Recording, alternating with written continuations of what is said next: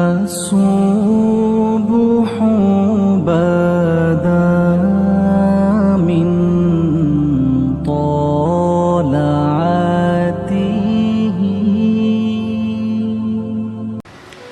فرمایا خبردار ہو جاؤ، اللہ کے ذکر میں ہی دلوں کا اطمینان ہے، اللہ کے ذکر میں دلوں کا چین ہے۔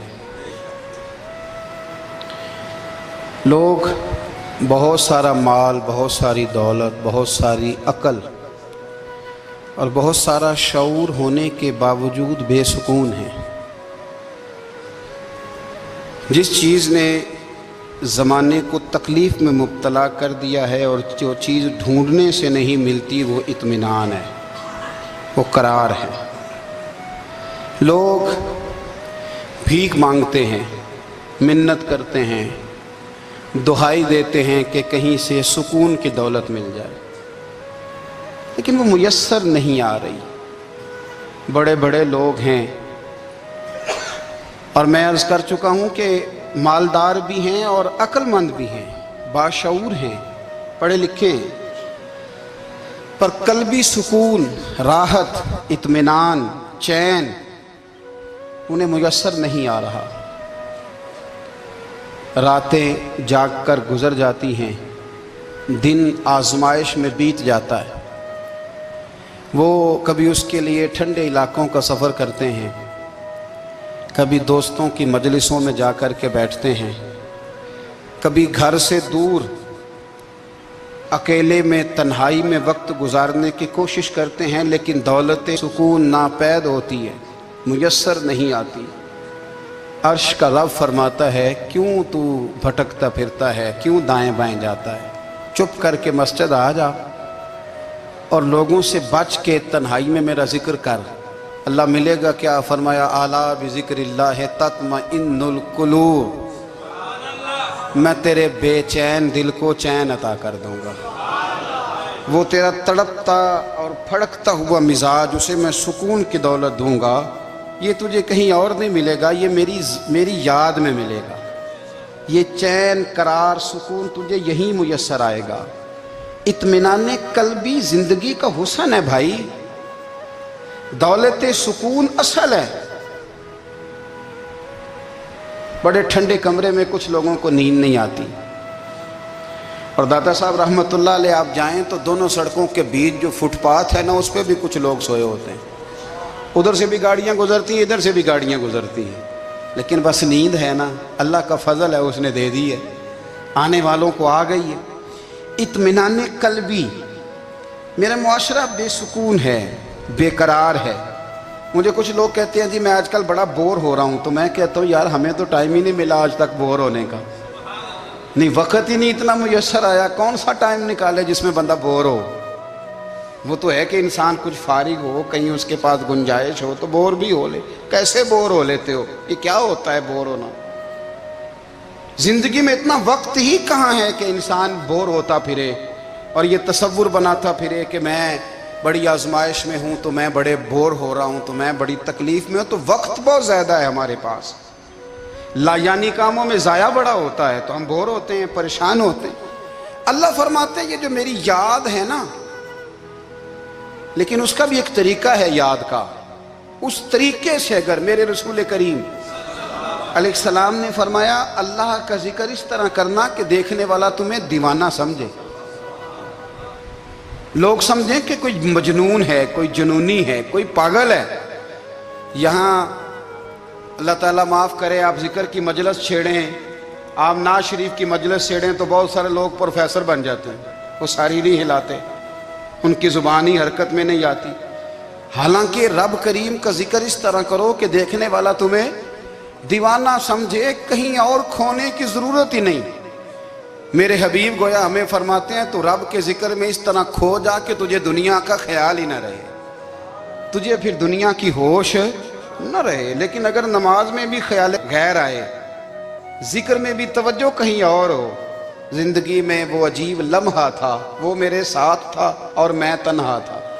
اگر ماحول یہ ہو کہ آپ کہیں جسم کے ساتھ تو موجود ہوں، روح موجود نہ ہو، تو پھر لذت ذکر بھی میسر نہیں آتی پھر کیف نہیں حاصل ہوتا۔ یاد رکھیں کہ اس طرح کھو کے رب کی یاد کہاں سے کیف آئے گا؟ الجھ ہی بڑا گئے ہیں۔ وہ مستی، وہ سرور، وہ کیف جو اللہ کے ذکر میں ہوتا تھا، جو کبھی مرشد کامل کے سامنے بیٹھ کر لوگ اللہ اللہ کرتے تھے تو لگتا یہ تھا کہ یہ یہاں ہیں ہی نہیں، یہ تو کہیں اور چلے گئے ہیں، یہاں موجود ہی نہیں۔ لیکن اب وہ موج نہیں، وہ شوق نہیں، وہ درد نہیں، وہ ذیل نہیں۔ اقبال تڑپ کے کہا کرتے تھے خیرت کی گتھیاں سلجھا چکا ہوں، یا رب مجھے صاحب جنوں کر دے، اللہ مہربانی فرما، وہ کیفیت دے، وہ سرور دے۔ زندگی میں اگر اطمینان چاہتے ہو تو کبھی کبھی سب کچھ بھول کے نا تو مست ہو جایا کرو رب کی یاد میں۔ کبھی کبھی چھوڑ دیں دنیا، چھوڑیں یار موبائل، کسی وقت کریں اس کو بند، چھوڑیں اس بات کا خیال کہ فلانے نے سلوٹ کیا ہے کہ نہیں کی، چھوڑیں۔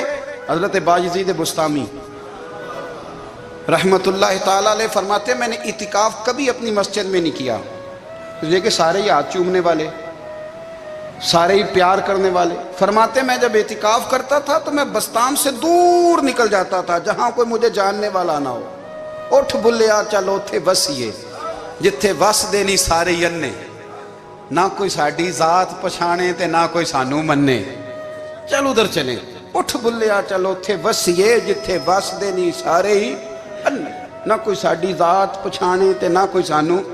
اتنا شوق ہے سلوٹ کرانے کا، اتنا شوق ہے تعارف کرانے کا، اتنا شوق ہے اپنا بتانے کا، تو یہ چیز غلبہ کر جاتی ہے، پھر نام رہ جاتا ہے، روح نہیں رہتی، پھر وجود رہ جاتا ہے، پھر باطن کی کیفیت نہیں رہتی۔ خدا را اپنے آپ کو بے چین نہ کرو، بے قرار نہ کرو، بے سکون نہ کرو، رب کی یاد میں آ جاؤ، درود و سلام میں آ جاؤ، نعت کے حسن میں آؤ، تلاوت کی دنیا میں آؤ، سجدوں کے نور میں آؤ، آؤ کبھی کھول کے دل مسجد کی صفائیاں کریں، آؤ نہ کبھی کوئی بوڑھا دادی نانی دادا ان کے پاس بیٹھ کے پیر دبا کے اللہ کو راضی کرے۔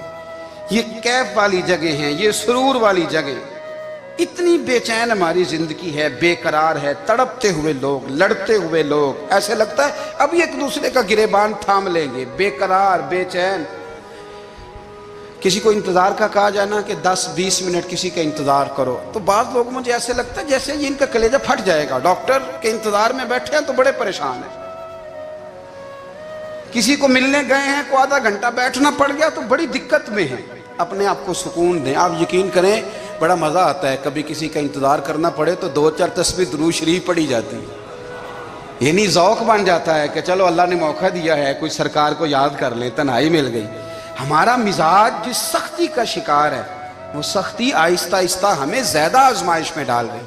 تو میرے بھائی زندگی میں اطمینان حسن ہے، اور وہ سب سے زیادہ اللہ کی یاد میں ملتا ہے، وہ سب سے زیادہ رب کریم کے ذکر میں۔ سب سے زیادہ جو چاہتا ہے نا دل ٹھنڈا رہے، زبان میٹھی رہے، وہ مدینے والے محبوب پہ درود و سلام پڑھا کرے، وہ حضور پہ درود و سلام پڑھا کرے، زبان میٹھی رہے گی۔ میرا ذاتی تجربہ ہے کہ جو آدمی اپنے اخلاق سنوارنا چاہے وہ حضور پہ درود شریف پڑھے، جو اپنے اخلاق سنوارنا چاہے، طبیعت کو ٹھنڈا رکھنا چاہے، وہ درود شریف پڑھے، اس کا دل سکون میں آئے گا۔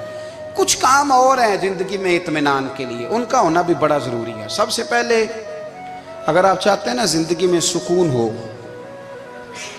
تو حقیقتوں کا سامنا کرنا سیکھیں، آپ جو ہیں وہ رہنا سیکھیں، جو آپ نہیں ہیں وہ بننے کی کوشش نہ کریں۔ حقیقت کا سامنا کرو گے تو زندگی اطمینان میں آ جائے۔ ہم نے نا بہانے بنا لیے ہیں، ہیلے بنا لیے، جھوٹ کے سہارے اپنے آپ کو اونچا کر لیا۔ ایک آدمی سے کہا جاتا ہے تو رشوت نہ لے، تو کہتا ہے میں غریبوں سے نہیں لیتا۔ تو میرا سوال یہ ہے کہ امیروں کا حساب لینے کی اللہ نے تیری ڈیوٹی لگائی ہے، تیرے ذمہ لگایا ہے کہ تو امیروں کا حساب کر، تمہیں کیا ضرورت پڑی ہے؟ ہم نہ بہانہ کرتے ہیں، رشوت لینے والے کا الگ بہانہ ہے اور سفارش والے کا الگ بہانہ ہے۔ حقیقت کا سامنا کریں، حقیقت کا۔ جو میرے ذمہ داریاں ہیں وہ میں نے پوری کرنی، جو آپ کی ذمہ داریاں ہیں وہ آپ جان نہ چھڑائیں، حقیقت پسند بنیں۔ میرے رسول کریم پھر پڑھیے درود شریف صلی اللہ علیہ تعالی علیہ وسلم۔ حضور صلی اللہ علیہ وسلم نے فرمایا کہ میری بیٹی سیدہ فاطمہ الزہرا رضی اللہ تعالی عنہا صرف جنتی نہیں، جنتی عورتوں کی سردار ہے۔ لیکن حضور نے یہ بھی فرمایا کہ فاطمہ یہ خیال رکھنا اگر اللہ نے حساب پوچھا تو حساب تم نے خود دینا ہے۔ حقیقت کی طرف توجہ کرائی حضور نے، وہ صرف جنتی نہیں، جنتی عورتوں کی سردار ہیں، پر حقیقت کی جانب توجہ۔ میں حقیقت یہ ہے کہ اگر مالک نے حساب پوچھا تو اس کی تیاری بھی کرنی ہے۔ دیکھیں نا، ہمیں کچھ یقین نہیں، اللہ معاف کرے کہ ہمارا حساب کیسا ہوگا، لیکن کتنے آزاد ہیں۔ یعنی بڑی دلیری سے بندے کہتے ہیں فجر نہیں پڑھتا جی، 3 پڑھتا ہوں جی، شاہ رہ جاتی ہے جی، کپڑے صاف، بڑی دلیری سے۔ اور سیدہ فاطمہ الزہرا نے ساری رات مصلی باندھ رکھا ہے، حالانکہ انہیں یقین تھا کہ رب مجھے بغیر حساب کتاب جنت دے گا۔ حقیقت کا سامنا کریں، جو حقوق آپ کے ہیں وہ آپ نے ادا کرنے ہیں، جو ذمہ داریاں ہیں وہ ذمہ داریاں ہیں۔ دیکھیں نا، حضرت موسیٰ کلیم اللہ علیہ السلام کے پاس اسرائیل روح نکالنے آئے تو حضرت موسیٰ نے تھپڑ مارا، آنکھ نکال دی، واپس گئے۔ اللہ انہوں نے تو جلال فرمایا ہے، کہا موسیٰ علیہ السلام سے کہیے بیل کی پشت پر ہاتھ رکھیں، جتنے بال ان کے دست مبارک کے نیچے آئیں گے اتنے 1000 سال ان کی عمر بڑھا دی جائے گی۔ یعنی میرے کان میں کوئی بتا دے کہ جناب 60 سال بڑھ گئی، کیا آپ کے کان میں کوئی کہہ دے تو خوشی ہوتی ہے کہ نہیں؟ لیکن یہ حقیقت پسندی نہیں، اس لیے کہ 60 بھی گزر جائیں گے، 70 بھی، یہ حقیقت نہیں۔ حضرت موسیٰ کلیم، چلے میں مثال دیتا ہوں، سمجھ لے 10 بال، حالانکہ بہت زیادہ آتے ہوں گے، 10 بال اگر حضرت موسیٰ کے ہاتھ کے نیچے آئے تو 10,000 سال تو عمر بڑھ گئی نا۔ 10 یعنی 10 سال نہیں، 10 100 نہیں، 10 بہت زیادہ تھی نا۔ تو حضرت موسیٰ کلیم اللہ علیہ السلام سے آ کے عرض کیا گیا، حضور بیل کی پشت پر ہاتھ رکھیں، جتنے آپ کے ہاتھ کے نیچے بال آئیں گے اتنے 1000 سال عمر بڑھ جائے گی۔ تو حضرت موسیٰ نے حقیقت پسندی والی بات کی، فرمایا پھر کیا ہوگا؟ 10,000 سال کے بعد پھر کیا ہوگا؟ کہا حضور جانا تو پھر بھی ہے، فرمایا پھر ابھی چلتے ہیں۔ اگر جانا ہے نا، جانا ہے تو پھر، اگر جانا ہے تو پھر ابھی۔ اور سجنوں، اگر نماز پڑھنی ہے تو ابھی کیوں نہیں؟ اگر داڑھی رکھنی ہے تو پھر رمضان کا انتظار کیوں کریں، ابھی کیوں نہیں؟ اگر سچ بولنا ہے تو پھر، اگر رزق حلال کھانا ہے تو پھر انتظار کاہے کا؟ حقیقت ہوتی ہے، بہانہ ہوتا ہے، حقیقت چھپ نہیں سکتی بناوٹ کے اصولوں سے، کیونکہ خوشبو آ نہیں سکتی کبھی کاغذ کے پھولوں سے۔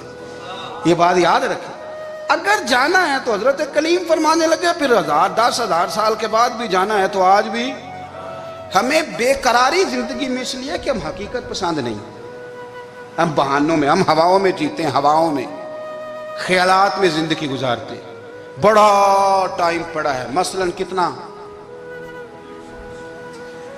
کتنا میرے رسول کریم صلی اللہ تعالیٰ علیہ وآلہ وسلم نے ایک دن صحابہ سے فرمایا تمہیں حیا نہیں آتی؟ حضور کیا ہوا؟ فرمایا وہ والے مکان بناتے ہو جن میں تم رہ نہیں سکتے، وہ والا مال جمع کرتے ہو جو کھا نہیں سکتے، حیا نہیں آتی؟ عرض کی حضور حکم کریں تو محبوب فرمانے لگے جوتے کا ایک تسمہ بند کرتا ہوں تو سوچتا ہوں دوسرا بند کرنے سے پہلے موت آ جائے گی، ایک سانس اندر جاتی ہے تو دوسرا آنے سے پہلے میں یاد کرتا ہوں کہ مجھے دنیا سے جانا ہے۔ تمہیں حیا نہیں آتی؟ وہ مکان بناتے ہو جن میں رہ ہی نہیں سکتے، وہ مال جمع کرتے ہو جو کھا۔ حقیقت پسند نہیں بھائی ہم۔ بہت سارے لوگ ہیں بڑی باتیں سناتے ہیں، بڑی، میں کہتا ہوں اصل میں نا زیادہ باتیں سنا کے نا بیچارہ اپنے آپ کو مطمئن کرنا چاہتا ہے، اصل بات یہ ہے کہ اندر سے نا ہلا ہوا ہے، کچھ بھی نہیں، بڑا زیادہ ہنستا ہے اور مجھے لگتا ہے کہ کوئی گہرا زخم چھپا رہا ہے۔ اس لیے ملمہ سازی، حقیقت پسند بنو، حقیقت پسند۔ یاد رکھنا من ترک صلاۃ متعمدا فقد کفر، میرے رسول نے حقیقت بیان کی، فرمایا جس نے ایک نماز بھی جان بوجھ کے چھوڑی اس نے رب کے رب ہونے کا انکار کیا، اس نے کفران نعمت کیا۔ یہ حقیقت ہے، کوئی کلیریفیکیشن نہیں، کوئی وضاحت نہیں۔ جو نماز نہیں پڑھتا، جھوٹ بولتا ہے، غلط بیانی کرتا ہے، جو شخص رزق حرام کما کے کہتا ہے کہ اس کے بغیر گزارا نہیں چلتا، وہ جھوٹ بولتا ہے۔ اس لیے کہ رب فرماتا جب تجھے پیدا کیا ہے تو تیرا رزق میرے ذمہ ہے، اللہ فرماتا ہے کہ لا یکلف اللہ نفسا الا وسعہا، میں کسی پر وہ بوجھ نہیں ڈالتا جو اٹھا نہ سکے۔ نماز فرض کیا، اس کا مطلب ہے ہم پڑھنے کے قابل ہیں، اس نے ہمارے ذمہ داریاں لگائی ہیں، تو مطلب یہ ہے کہ ہم ذمہ داریاں ادا کرنے کے قابل ہیں، ورنہ وہ کہتا ہے میں وہ بوجھ ڈالتا ہی نہیں جو تجھ سے اٹھایا نہ جائے۔ اگر چاہتے ہو کہ زندگی میں اطمینان ملے تو خدا را حقیقت پسندوں والی زندگی گزارو۔ یہ فضاؤں میں زندہ رہنا، ہواؤں میں، اللہ بڑا معاف کرنے والا ہے، اللہ بڑا کریم ہے، معاف کر دے گا، تو بھئی یہ بات صحابہ کو بھی پتا تھی، یہ اہل بیت کو بھی خبر تھی، تو وہ تو ایک ایک بات کا لحاظ کرتے تھے۔ یہ غوث اعظم کو بھی پتا تھی، یہ ان کے والد کو بھی پتا تھی، جنہوں نے کسی کا ایک سیب کھا لیا تھا تو 12 سال اس کے گھر میں نوکری کرتے رہے، انہیں نہیں پتا تھا اللہ بڑا کریم ہے، معاف کر دے گا، ایک سیب ہی ہے نا۔ تو حقیقت پسندی آپ کو سکون دے گی، اور اگر آپ نے اپنے آپ کو غیر مطمئن کیا ہوا ہے، بات کچھ اور ہے، اور آپ نے اپنے آپ کو ڈال کسی اور طرف لیا ہے، تو پھر آپ کو سکون مل سکتا؟ سکون حقیقت پسندی میں، اصل میں سکون ہوتا ہے، اداکاری میں سکون نہیں ہوتا۔ تیسری بات سنیں، اگر آپ چاہتے ہیں زندگی میں مطمئن رہیں تو دنیا داروں سے امیدیں توڑ دیں، اللہ اور اس کے رسول سے امید وابستہ کریں، اولیاء اللہ سے امیدیں وابستہ کریں، صحابہ اور اہل بیت سے امیدیں، اللہ اور اللہ والوں سے امیدیں، دنیا داروں سے امیدیں۔ آپ کو پتہ ہے دنیا دار کی تباہی کب ہوتی ہے؟ جب انہیں خوش آمدی مل جاتا ہے۔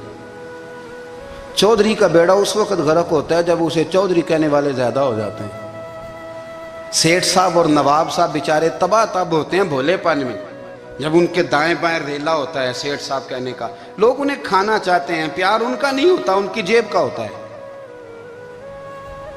محبت ان سے نہیں ہوتی، ان کی کرسی سے ہوتی ہے، ضروریات کا پیار ہوتا ہے، تباہ کر دیا جاتا ہے۔ ہماری ساری توقعات دنیا داروں سے وابستہ ہو گئی ہیں، ناراض نہ ہونا۔